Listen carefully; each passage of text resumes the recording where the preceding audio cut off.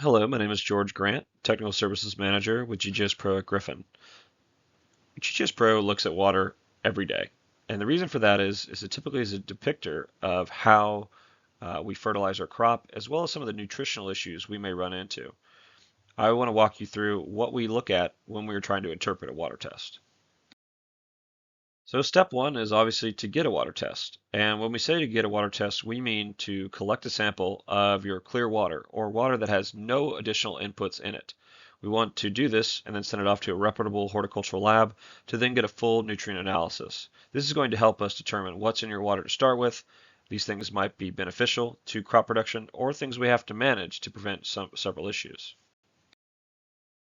There are a variety of different labs out there that are reliable and useful for determining water content analysis. The issue here is that we want to make sure that we send your water test to a horticultural based lab, someone that's going to provide parameters or nutrient analyses that are pertinent to plant production. Most of our land grant universities do offer a water testing lab, so I do encourage you to check your state university, determine if that is available. Also, fortunately, our fertilizer producers tend to have water testing services as well. J.R. Peters, ICL, and Plantex, which are three high-quality fertilizer producers, all have offer water testing services. I encourage you to reach out to them depending on the type of fertilizer you're going with, because they'll actually provide recommendations and provide some other information that could be important to you when forming a fertilizer plan. So we can lump the parameters we're looking to when evaluating a water test as it relates to plant production into a variety of different subcategories: electrical conductivity or EC, pH, alkalinity, macronutrients, micronutrients, and then sodium chloride. These are the major parameters I'm looking for when I'm evaluating water. This is a typical example of a water test analysis for horticulture production. In this case, this is from J.R. Peters / Jack's Fertilizers Lab, which is a very reputable lab for water analysis and other plant-related testing services. In this test, I can see that each parameter that was tested, I can see the units, and almost always for water analysis, it'll be in parts per million, or for as an exception for EC will be millisiemens per centimeter, the result itself, and then a general range of where that test result falls as it relates to plant production. All the pieces of information on this water test are valuable in some way. Let's start with EC, or electrical conductivity. So basically this is just a collection of salts in a solution. Now, EC of your starting water, typically we want it to be below 1.0. Now, also, it's worth mentioning again that millisiemens per centimeter is the uniform, kind of universal unit for EC that you'll see in culture guides, as well as EC meters as it relates to horticulture production. EC can come from a variety of different sources, not just our starting water, but also fertilizer, as well as our soil itself. Unwashed core is a great example of a high EC soil that needs to be leached prior to be put in production. We manage EC through a variety of different ways. And if we run into situations where our EC builds up into the soil, that can lead to root damage, as well as stunted growth. So irrigation practices such as leaching may be needed if we are starting with a high EC clear water. Next is water alkalinity, and you're probably wondering yourself, why didn't he talk about pH? When it comes to containerized systems in a peat or pine bark situation, alkalinity is very important for determining soil pH over time. The more that I have, about more alkalinity I have, which is going to be either calcium or sodium bicarbonate based in my water, the more I water my crop, the more alkalinity I'm adding to that soil. Thus, I'm increasing pH. Higher alkalinity tends to correspond with higher pH. Also, alkalinity acts as a buffer, so the more alkalinity I have, the less swings in pH I have in my soil. Alkalinity can be beneficial for a variety of different reasons, but having too much alkalinity, as you can allude to, can lead to high pH issues. Somewhere around the 60 to 150 parts per million is optimal for most plant production. As I said, alkalinity does impact media pH, not the solution pH. If this was hydroponics, then it would be the opposite. Solution pH would be very important to what the plant is receiving if I was in a rock wool or grow down situation.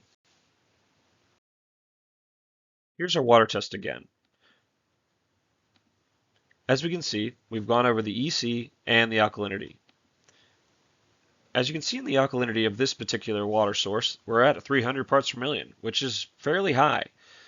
In this particular situation, the grower will need to inject some sort of acid to neutralize that alkalinity on a continuous basis, or they will inevitably run into high pH issues. I wanted to show also, though, that alkalinity is, as I said earlier, associated with either calcium or sodium bicarbonate. So in general, when I look at alkalinity and I see that it's very high, I'm immediately going to be looking at calcium levels and sodium levels and see where that alkalinity is based. In an ideal situation, I want that alkalinity to all be associated with calcium. In this situation, they have almost 95 parts per million of calcium. Probably this grower is never going to run into a calcium deficiency, which is a benefit.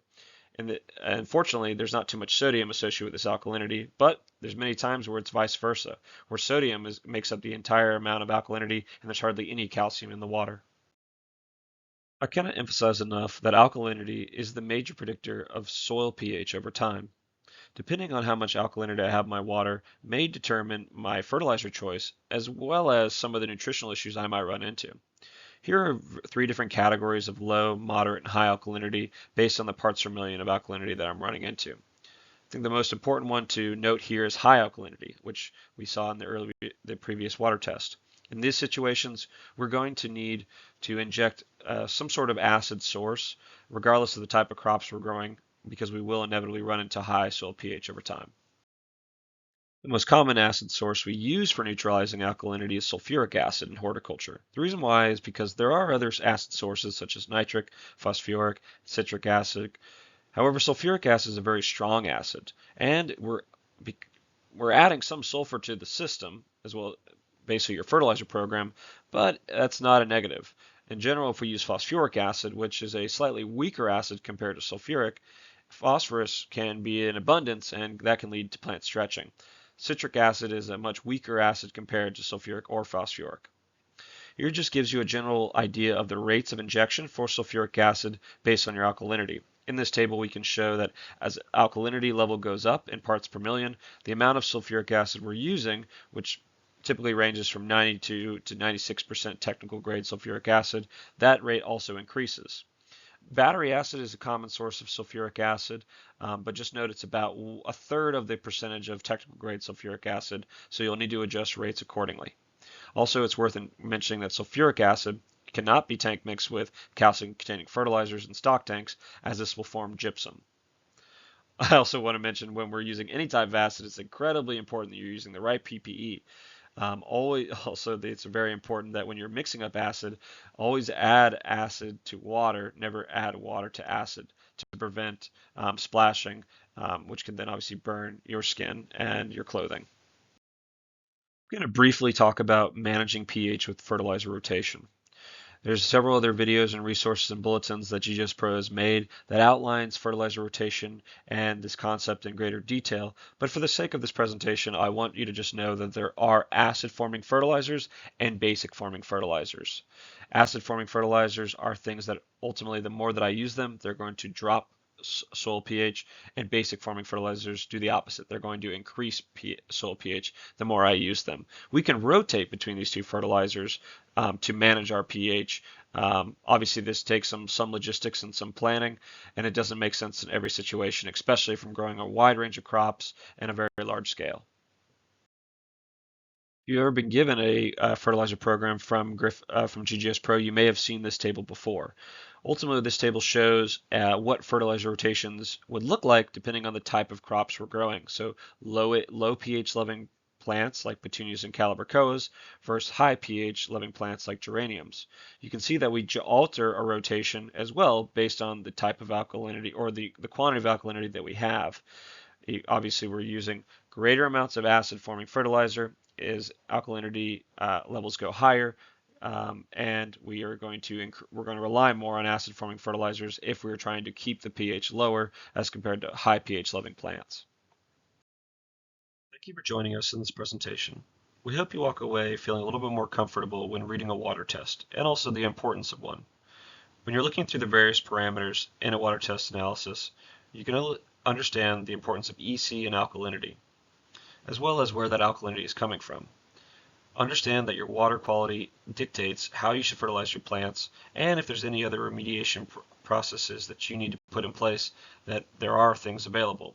If you have any questions or need information on how to take a water test or get a water test process, don't hesitate to reach out to GS Pro at Griffin. Thank you.